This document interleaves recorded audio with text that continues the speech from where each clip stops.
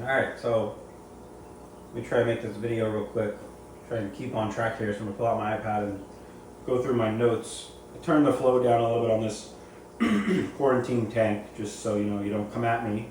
Just so that it's a little bit quieter in here and we can have a conversation. So this has been brewing for the last year, that I've just been kind of picking up stories here and there of vendors, misusing the word quarantine, mislabeling what they're selling, and generally just selling sick and unhealthy animals, whether it's coral or whether it's fish. And it kind of all blew over this past week and into the weekend, where I started seeing a store that popped up locally, and they're saying, we quarantine our fish, for 10 days off-site. And, I'm going to change a lot. I'm going to leave a lot of these names out because I don't really want to, hurt these small guys and hurt their business. But I just want to speak, from my mind and from my heart about how this affects everybody when you go and try and just label shit like this, and you're not doing anything, in the interest of the hobby. But yeah, you got this guy, and he's saying he sells quarantine fish, and that they're quarantined for about 10 days, and then he brings them to the store and he offers them for sale. And what people don't, maybe they're not, the consumer is maybe not educated that 10 days is not sufficient for quarantine, right? You can mix medications to kind of get the job done faster, but ultimately, just alone copper takes 14 days at therapeutic level, just alone to eradicate ick, right? 14 days at a therapeutic level, at minimum. And this is coming from Humblefish, who's, a good fish disease doctor, expert. I wouldn't say doctor, but just, 14 days in copper, right? And then you have 7 to 10 days in Prozipro for flukes and internal parasites. Then you have, formalin, which is 7 to 10 days, and you should really do two rounds of formalin, and I would suggest 2 rounds of Prozipro just to be, completely, safe. And there's a couple other medications I might be leaving out for certain fish, but depending on what diseases you're trying to treat for. But I go after the big ones. I go after urinema, I go after ick, and I go after flukes. Just in my own tank. And if I see another thing coming up, then I do, a different route. But basically, a lot of these vendors are trying to hop on this quarantine train, but they're misleading customers. They're lying about how they're doing it. They're not doing it properly. They're not following rules that were, kind of put in place. We have no standards in our practice. We have no guidelines to follow. There's nobody coming to your store and checking that you're actually doing this stuff and doing it properly. If I take a drop of water from the tank below this one and put it in here, I've effectively, canceled out my quarantine clock. I have to restart from day one. But, basically this and that was one situation. And this weekend I went to a frag swap that I was really excited to go. Really excited to go. And I brought someone who I'm going to refer to as my reef mentor with me. He is, he went to college for marine biology, and he's very smart in this field. And he helps a lot of people solve, big issues that they're having in their tanks, and he kind of turns things around. But what he's facing is he's facing an uphill battle, because he tries to get these customers on the straight and narrow, and then they go down the road and they buy a coral from a vendor, and they're right back at square one. The aptasia that they solved, all these problems they eradicated for these customers they're just coming right back, and it's just a repeating cycle for most of them. And it's good business for him, but it's never ending. And I think he feels bad for these animals, right? And we want better. We want people to kind of get their shit together. Not the customers, but the people that are in this space selling animals. So I got a couple stories, that I want to talk about. We went to this frag swap this weekend that, like I said, we were excited to go to, and most of the stuff there that was for sale was just awful. Really, really awful. There was just, coral, frag tank after frag tank that had visible pests in it, and these people were just spreading this stuff throughout the hobby. They had no moral compass that like maybe I should leave this frag at home that has Aptasia growing on it. But no, they brought it and they were trying to sell it. And when you look at their systems and you look through their stuff and you see all this shit growing on these corals, it's not just like a coral. Like when I buy a coral, I just want the coral. I don't want the excess, right? I don't want all the pests. I don't want a dirty frag plug. It's like they didn't even inspect them before they packed them and brought them there. But you look at these vendors and you go, hey, like, do you quarantine your stuff? Because I've already spotted problems, right? So I want to see how you're going to respond. And a lot of them just kind of like spit it out. Yes, of course I quarantine. Why would I not quarantine? And I'm like, well, you have Aptasia right here. Like, what do you think like that means, right? And they're like, well, they're aquacultured. I'm like, well, aquaculture doesn't mean that you've eradicated pest and disease, right? It just means that you grew it in captivity. That's all that means. Even aquacultured fish can have diseases. Anything. Life finds a way through water. But this was just a recurring theme through this frag swap, was just frag tank after frag tank with just like dead, dying corals and just a bunch of like coral pests. And ultimately, like, I had brought a lot of money with me. I brought about $500, and I was prepared to spend more, given I found enough things that piqued my interest. But I ended up leaving with one frag. I left with one coral because I found one system that looked relatively clean. Because if I see one pest in your coral tank, I rule out the whole system. It's not a viable path for me. I don't want to give you my money and then have to come home and I have an uphill battle rehabbing a coral that you sold me at a premium, So, I left a lot there. There's a lot of money that I could have distributed through this hobby, through that little event that would have, been beneficial for the people that showed up and maybe would have made them consider coming back next year. Because they made, and I'm not just saying like I'm the end all be all for this event, but if I had, if a lot of people thought this way, right? And a lot of people had just not decided to not buy corals because of, their appearance, then those people could have made a lot more money. And it could have injected a lot of money into the hobby. And who knows where that could have gone, Who knows who that could have benefited in the end. All that money that, I was potentially gonna spend. But yeah, like I bought one coral, and when I brought this coral home, I took it out of the bag and I flipped over the bottom of the frag plug. This coral was kind of like encrusting the whole top half of the frag plug, but when I flipped over the bottom, I saw hydroids, and I was like, oh shit. So hydroids are like these little pests. They're kind of like similar to Aptasia in a way. They have kind of like a similar, like structure, and they'll sting the coral and irritate it until it's basically, consumed by them, and the coral's gone, it's dead. But yeah, there was hydroids on there, and then there was a whole bunch of brown gunk, and I started scraping the brown gunk off the bottom of the coral, and I placed it under my microscope, and it was a bunch of dead dinoflagellates, and I kept looking, and I found a ton of living dinoflagellates. So had I just taken this coral and put it into my reef, I would have just encountered two very serious problems for the little bit of money that I spent. I don't think that like jeopardizing my animals and the quality that I the quality of animals that I have in there is worth $80. I wouldn't, would you go catch the flu if someone's going to give you $40 to get the flu, knowing that oh, you just got to go lay in bed for a couple days and you'll be fine. It's unacceptable to me at this point to keep buying animals like this and keep giving these people my money when all they're doing is causing problems for me and everybody else. They're not acting in the best interest of the hobby. If you want people to just like stay in this space and keep buying things from you, then like your quality needs to go up a lot. Because if you increase your quality of what you're selling, whether it's a fish or a coral, people are going to inevitably be more successful, and they're going to have less problems, and this hobby is just going to be easier on them in general, right?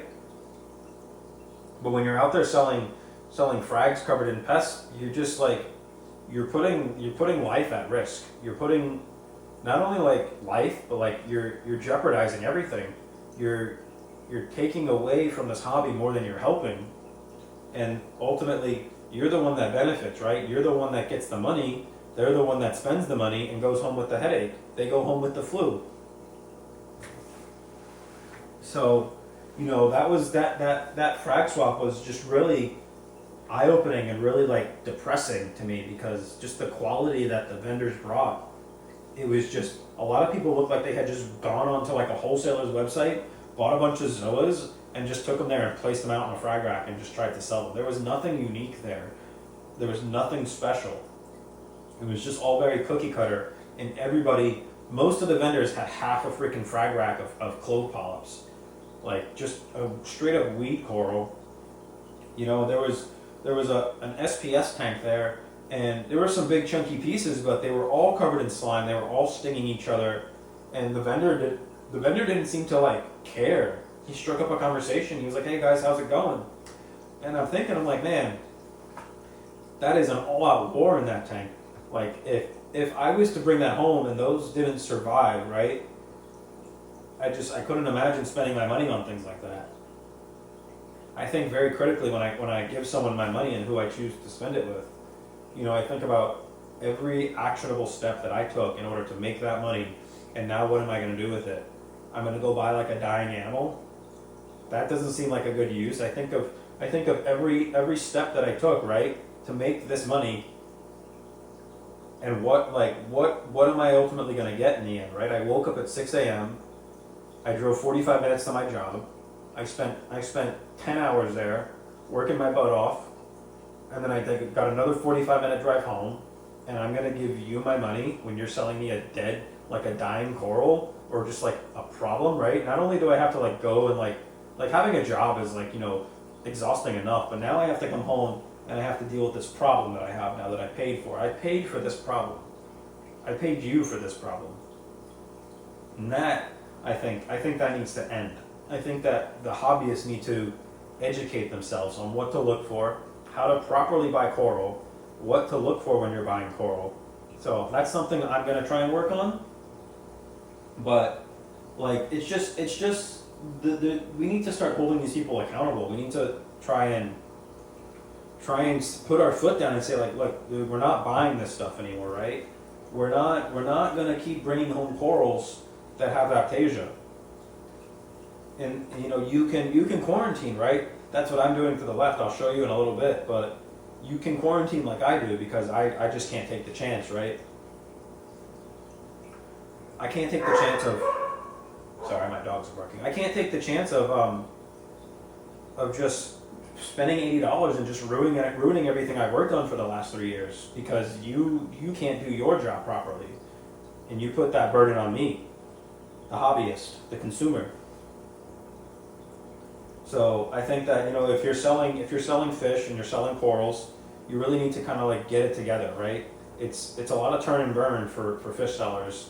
A lot of them get them on a Friday and they're gone by a Sunday. All the fish are gone, and you haven't properly vetted these fish. You haven't made sure that they're healthy and eating. You haven't seen what's evolved out of them. But it's a lot to try and digest, and there's a couple stories that I have that I want to share. Right? There's I'll share them in a little bit, but for now, I think that we're gonna try and stay on topic here. So I gotta open my iPad and I gotta get back to what I was saying. But yeah, this frag swap was just upsetting to see that that's what these people are bringing and distributing amongst the community, amongst the people that ultimately like I care about, right? I care about other people's success. I don't know if anybody else does, but I don't want you to spend your hard-earned money and to go home and then this this little coral you bought that's the size of a freaking baby carrot just trashes your system. That's not in the benefit of anybody, except for the guy selling on the other end taking your money.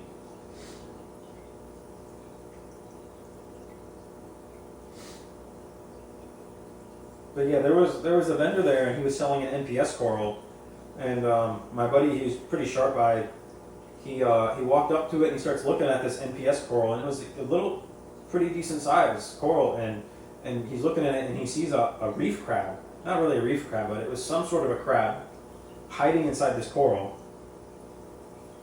It wasn't an emerald crab or anything like that you would actually like go out and buy and would be beneficial to you. But when he said, hey, to the vendor, he said, hey, do you know what this is? What kind of coral this is? I mean, what kind of crab this is in the middle of the coral? The person at the booth goes, hold on, let me go get, so-and-so. And he comes over and he goes, what? What are you talking about? What crab? There's no crab. And he goes, no, right in here, there's a crab. And the guy goes, no crab. And he goes, no, there is, keep looking. And he goes, and the guy goes, ugh, I don't care. It's a crab, what do you want from me, man? Get a toothpick and pick it out. And he tosses the coral back in the frag tank and he walks off. So this guy's out here selling, corals filled with hitchhikers, in my opinion, not treating his customers very fairly, not being very, kind and courteous to us, simply just there for the money, in my opinion, and I think that was a bit of a shocking and awkward interaction with, this vendor. But it just kind of went on and on and on throughout the whole show. Was just these interactions with people. And there was a guy there selling fish, which was strange, right? Fish at like an aquarium expo. He had a whole bunch of fish there in these huge tanks, and all of these fish, they had some sort of fin damage to them. A lot of the fins were just nipped at or torn, and they had some Achilles tang there for some reason, and the Achilles tang had a bunch of like scars on its face, a bunch of like white marks. It was really strange. And we had talked to one of the operators of the booth, and we asked him, are you quarantining these fish over here? And he says, yeah, he was a very nice guy, I think. He's very humble and very, very open and honest. He said, we're just starting to get into it. We're just learning how to do it. And we're struggling sometimes. Sometimes, some of the fish don't make it. Most of the fish don't make it, actually. And, we're just struggling to get them through this process. And, and then he says, we're using this one medication, but I don't know what it's called. So he looks to his the guy up there operating the booth with him, and he says, what's this medication called that we're using? And this other guy was very aggressive and very confrontational. And he goes, what do you want to know? Why are you asking questions? And we're like, well, what's your quarantine process over here? Because since you're advertising them as such. And he goes, I mix cupramine, I mix copper, I mix this, I mix Pro, and I mix it all together in one tank, and they stay there for 3 days. Well, if you know anything about quarantine, 3 days is not long enough to do anything. Nothing. You're not doing anything in 3 days. And then he says, and then I do a 50% water change, and then I do another 50% water change, and then I do another 50% water change. I'm like, okay, like nobody quarantines like that. That doesn't sound like anything I've ever heard. So I just like, whatever, like this guy's full of shit, right? But he's marketing these fish as such, quarantined. And ultimately what that's going to do is that's going to lead a hobbyist, mislead a hobbyist, and they're going to think this fish is fine and safe, and I can go home and I can put it right into my reef tank right now. I don't need to quarantine it myself, it's already been done. I've skipped a step. You've charged me 2 to 3 times the amount of money of what this fish would regularly cost me. And now I'm going to go home and I'm going to place it in my tank. And thank you so much for saving me all this trouble.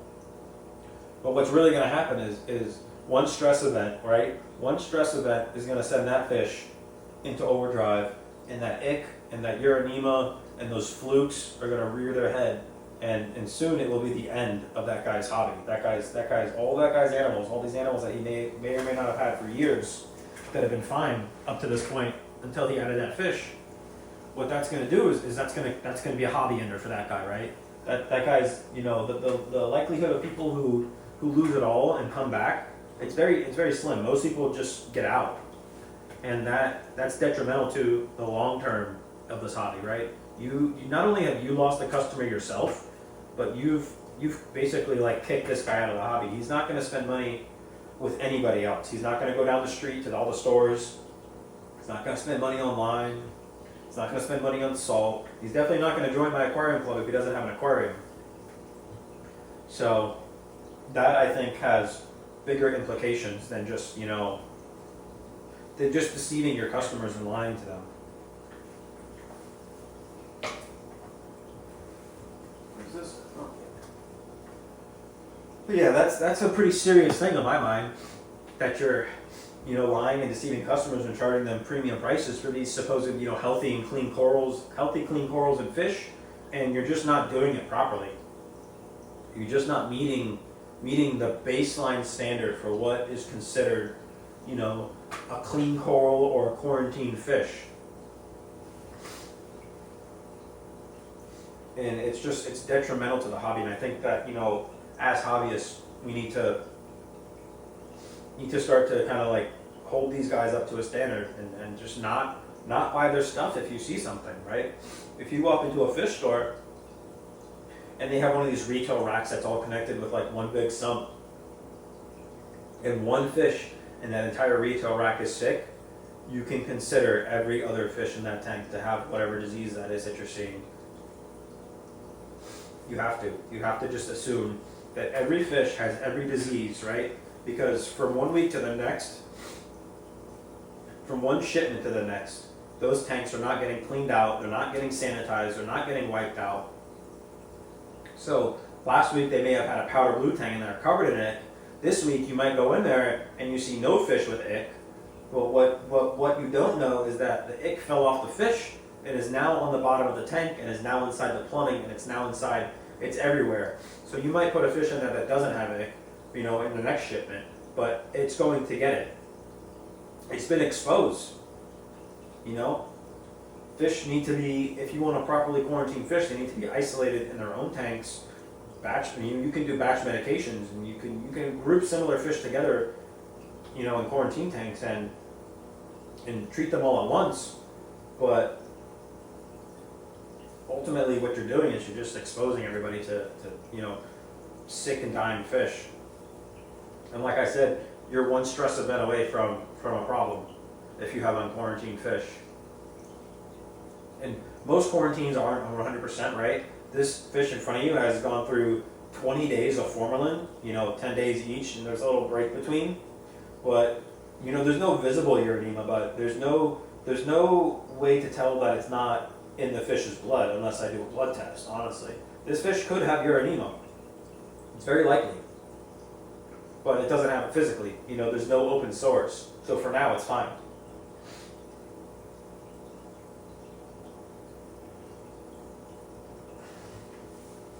So I'm going to tell a story about, a coral vendor that has kind of been coming up in conversation a lot over the last year. I had purchased corals from them, and I had also purchased corals from another location within about a 2-month period, and I had placed both of these corals in my display tank. And, I ended up with white bugs a couple weeks later. White bugs are little parasitic copepods that eat SPS coral. They eat a couple other things. But, that is a similar conversation that I've been hearing is I bought corals from this specific vendor, and this is the same vendor I bought corals from. And I also bought corals from another location, within a reasonable amount of time, and now I have white bugs. So there's suspicion to believe that this particular vendor is distributing parasites throughout the hobby. Maybe they know, maybe they don't know, but it's wreaking havoc on their customers, and their customers are ultimately the ones that suffer. And the solution to white bugs is to get dog medication from a vet, which is pretty difficult to get if you don't know. There's places to get it. I bought some on Facebook Marketplace, to be honest. Hard to get. But yeah, and then you have to remove every single snail and crab and invert from your tank, otherwise it will be dead. This medication eradicates your copepod population. It eradicates everything.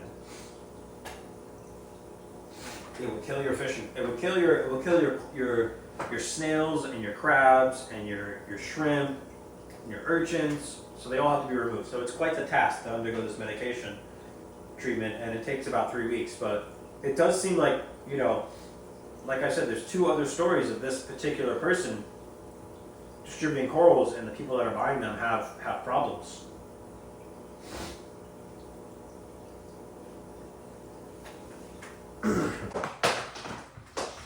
All right, well, it's a little bit later in the day. I had to take a break. But yeah, back to what I was saying. You know, this coral vendor, I also moved this Lyra into this tank because I took a break and I did an ammonia test on his tank, and it was getting up there, and he's basically done. He's in his observation period now, so I'm gonna let him hang out in here for now. I think he's pretty good, and I don't think these corals have any sort of pest on them anymore, but we're gonna wait and see. But basically, yeah, this coral vendor, you know, it's becoming commonplace that they're in association with other people's, you know, other hobbyists, you know, demise in this hobby with receiving just this devastating coral pest, and just the road to get out of that is very difficult. So, you know, there's another story of a local fish store here that they had a Bourbonius anthias for sale for about $210, and this is something I observed on a Friday, and they had just gotten the fish in that day, and I said, wow, you know, I would really love to own that fish. So, you know, looking around the rest of their systems, like I said, all their systems are interconnected. And I noticed that there was a couple other sick fish in there. There was some fish that had some things going on. So I said to myself, I'm going to leave this fish here, and I'm going to come back next weekend. And if this fish is still here and this fish is alive and this fish doesn't have any visible signs of disease, I'm going to consider buying it. And so a week went by, and I went back to this store. And what did I see? I saw the same fish in the same tank, the Bourbonius anthias. The price had doubled, $425. Now my guess is maybe, you know, one of his employees maybe mispriced the fish, and he, you know, because they're typically about $400, you know, for a reasonably sized one. So my guess is one of his employees maybe like put the wrong price, and it was corrected. But what I noticed looking at this fish was that it had a giant hole in its tail. It had uranema. It had about a 1 centimeter hole going right through this fish, and they're selling it for $425. That fish, to me, is condemned. That fish is not gonna live. That fish needs to be pulled from your retail display, and you need to incur the loss of that. You shouldn't be taking somebody's money, and you shouldn't be trying to sell this fish. I think that's just ridiculous, right? So I'm just, I'm kind of hoping that, vendors do better, and, us as hobbyists kind of get it together, and maybe, educate ourselves a little bit more on what to look for. And that's something I plan on doing. I plan on, hopefully making some slides, hopefully making some informational stuff on what to look for when you're trying to buy a fish, and how to properly quarantine it if you want to bring it home yourself, because I have no problem buying unquarantined fish as long as they visibly look safe, right? As long as everything in your retail display doesn't give me a red flag.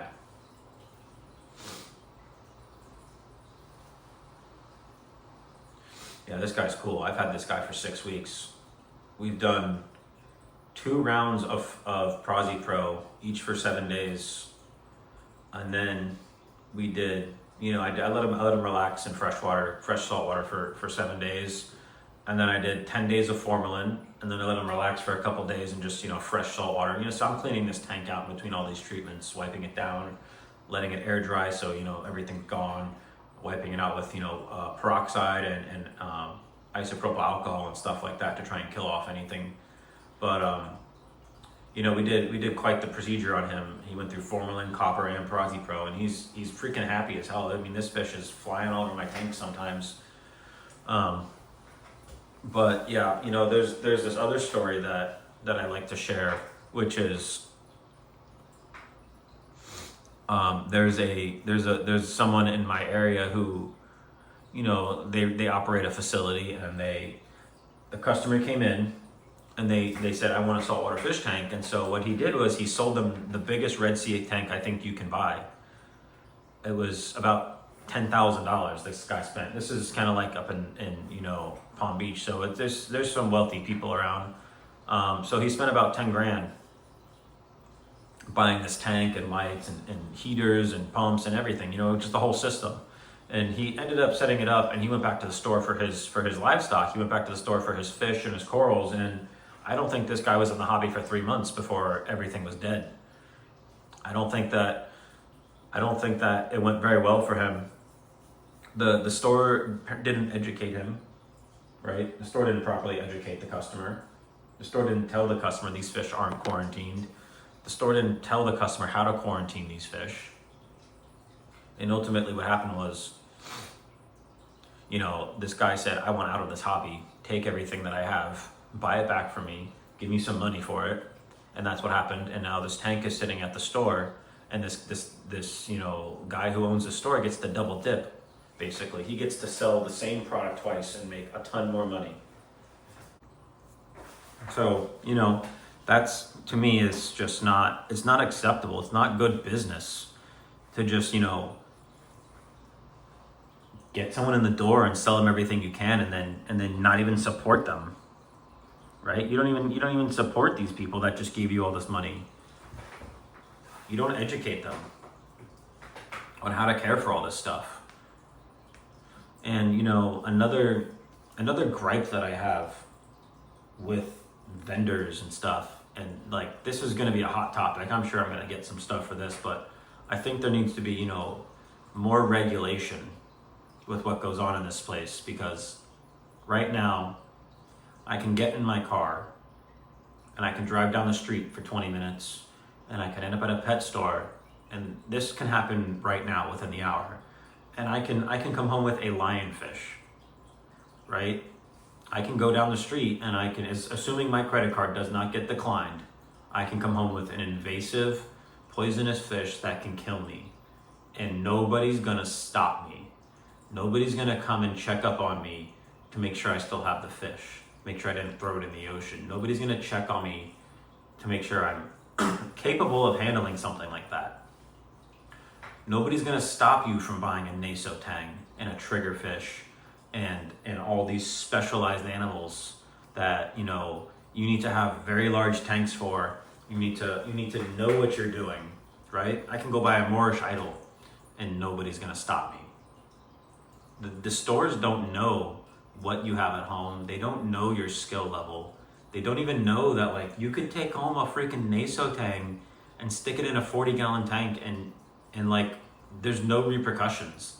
There's no vetting of customers.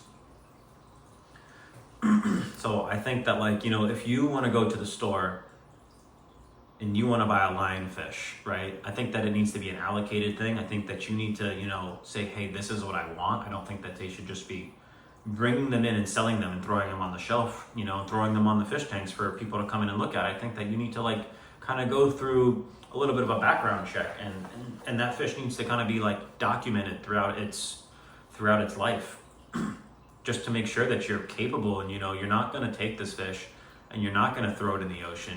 You're not going to go and buy a naso tang when you have a 40-gallon fish tank. You're not going to go and buy an emperor angel like that wonderful, beautiful person on Instagram. You're not going to go buy an emperor angel and put it in, a Red Sea nano tank and just display it for the world to see, to just mislead people and get them into this hobby. I think that is something that's crazy, right? Because I tried to foster a dachshund, a little hot dog.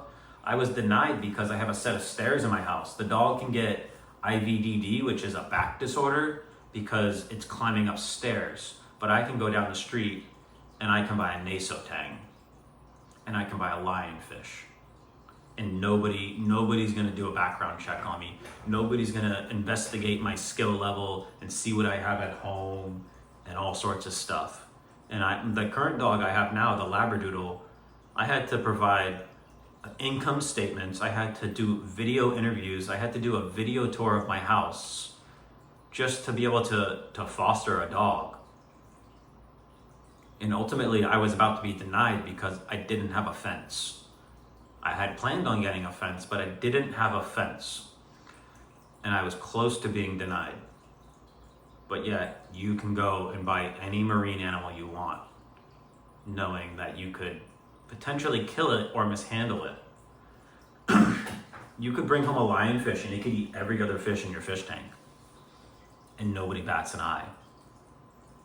But if you do, if you were living in my world and you wanted to buy a lionfish, what I would do, you know, is obviously I would vet the customer, but also like I would love to see in someday I would love to see, you know, some sort of a regulatory system where you have to get a permit in order to own an animal like that, and somebody's going to come to your house and do checkup on it and make sure that you still have it, that you didn't throw it in the ocean, you know, and when it dies, you don't get in trouble, you know, unless you're like a habitual offender and you can't keep a fish alive, then you know, that's another situation. But you know, that's how we ended up in this situation in the first place with these lionfish on our reefs is from people, you know, bringing them in and mishandling them. And I would hate to see that happen again. There's a wonderful nonprofit in my area called Lionfish Extermination Corporation. And this guy goes to the marina where I grew up, and he goes and dives in the ocean, and you can just watch him all day long come up with lionfish all day long. For years and years and years, he's going to be doing this, just trying to get these fish out of the ocean. Those are the long-term repercussions that I think are needing to be, you know, kind of handled when those fish are, you know, offered up for sale to hobbyists, because you never know what the next invasive species is going to be. But yeah, you're looking at my frag tank. You're looking at, it's an Innovative Marine 20 gallon. You know, it's about 160 bucks. I bought it used. I mean, I bought it for 150 with a light and a pump. It was pretty cheap. And this is what I use it for. I don't have it set up long term right now. What I'm doing is I'm buying things in batches, right? I'll just say, okay, like I'm gonna go out, I'm gonna buy a lot of coral. So I'm gonna set this tank up, and then this is where everything's gonna go. Everything's gonna go in here for now until I can vet it and I can make sure that I'm safe. So, you know, long term, I think I want to set up a post quarantine tank where things that I have vetted can go, similar to this. So I do think I will be buying another Innovative Marine 20 gallon. You can hear some wind outside. That's that hurricane blowing by. Still pretty far away, but yeah, I do think I want to get a second, you know, tank to hold my extra coral, just like in case I want to, you know, bank some of the stuff in my big tank, just so I can have a backup. But these are just kind of like some of my thoughts, you know, so I guess I'm going to end it here. But let me know. I do think that like kind of the community needs to kind of like stand up and you know, say something, like make it known what we want. Anyways, that's all I got. So leave a comment. Let me know what you think. And just another additional note is you can watch a lot of these YouTube coral farms, you know, that have retail locations, and a couple of years ago, you know, Worldwide Corals was all, we have, you know, great clean coral. You have nothing to worry about. You know, you can take this home and you can put it right in your tank. And when I had went there and bought some stuff, I was highly advised by the guy helping me to buy some coral dip. And I was a little confused. I said, well, I mean, like, you guys tell me I can put this right in my tank. You're like, it's all over your YouTube videos. And, you know, he said, yeah, you're going to need this. I'm like, okay, like, I'll take your word for it, man. I'm all the way over here. I might as well, you know, get the coral dip. But, you know, now you watch it and Victor has a ton of aptasia in his office tank. I think he had to restart it, if I believe correctly, but yeah, he had a huge aptasia problem. They had a ton of coral pests, and I think, you know, well, where did you get those corals from? Well, you got them from your farm, and your farm, you know, must be riddled with these pests too. So I would expect that what you're selling customers is no different. And then, you know, you can, you know, there's a lot of stories of you know, TSA selling hydroids. A lot of their corals, you know, you can take them home and they'll be riddled with pests. It's just, it's the big players in this are, you know, the big players, and the ones selling the most are the ones doing the most damage to me, right? Because you're distributing on a massive scale. You're not distributing on these, you know, garage frag swap types, like, you know, levels of sales, but you're a massive operation. And I think that needs to be really, really looked at.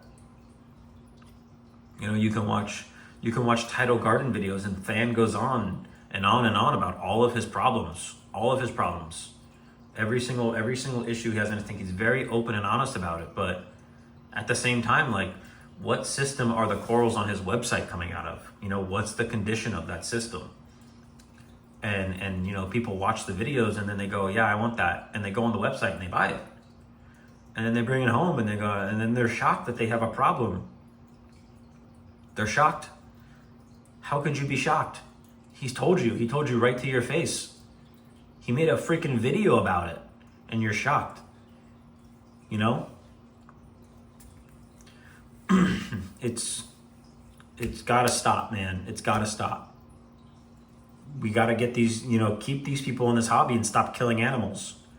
And you know, like, I'm not angry with these people, but like, I think that we need to start to push this hobby in another direction, right? It's been too long with this, too long with these problems and this same story over and over again of sick and dying fish and corals that, you know, and people not surviving. They're just not making it through. The first year of reefing, as BRS said, is the hardest year because you're up against so much. There's so much working against you. And half of it is the people that are selling you these products. Half of it is the people that sell you these fish and corals. That's 90% of it. If you can afford the equipment runs itself. But just 90% of it is just dodging problems that you bought. Right? Just trying to make it through the freaking fire. So yeah, you know, like I said, we gotta start pushing in this direction and kind of keep these people in line and say, like, we just don't want it anymore. We just want better. We just want a better quality animal because you're just making it too difficult. You know, I spent $35 on that lyre tilanthius, and what did I have to do? I had to go out and buy $100 in medication and spend 6 weeks quarantining it just so that it can survive, just so that it didn't wreck everything that I have currently. It's insane to me.